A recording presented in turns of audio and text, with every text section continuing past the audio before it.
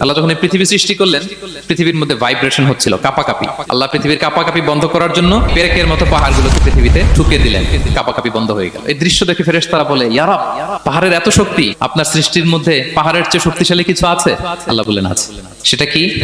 আল্লাহ বললেন সেটা লোহা, কারণ লোহা দিয়ে পাহাড় কাটা যায়, ঠিক কিনা? লোহার কথা শুনে ফেরেশতারা অবাক। ফেরেশতারা প্রশ্ন, তাহলে আপনার সৃষ্টির মধ্যে লোহার চেয়ে শক্তিশালী কিছু আছে?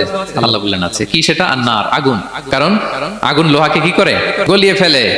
ফেরেশতারা শুধু অবাকই হচ্ছে। ফেরেশতারা বলে, আগুনের চেয়ে শক্তিশালী কিছু আছে? আল্লাহ বলে আছে, আল মা, পানি। কারণ আগুনে দাউ দাউ করে জ্বলে ওঠা আগুনের মধ্যে পানি দিলে আগুন অস্তিত্ব হারায়। ফেরেশতারা শুধু অবাকই হচ্ছে। তারা বলে, তাহলে পানির চেয়ে শক্তিশালী কিছু আছে? আল্লাহ বলেন আছে, রিহ, বাতাস। কারণ বাতাস পানিকে একদিক থেকে আরেক দিকে নিয়ে যায়। জলের মধ্যে বায়ুর উচ্ছ্বাস লাগলে জলোচ্ছ্বাস তৈরি হয়, ঠিক কি না? ফেরেশতারা আবার অবাক হয়ে বলে, তাইলে বাতাসের চেয়ে শক্তিশালী কিছু আছে? আল্লাহ বললেন আছে। সেটা কি? বলতেছে বনি আদম। ওই মানুষ শক্তিশালী যে গোপনে দান করে, এত গোপনে যে ডান হাত কি দান করলো, বা হাত সেটা টের পায় না। পড়েন সুবহানাল্লাহ।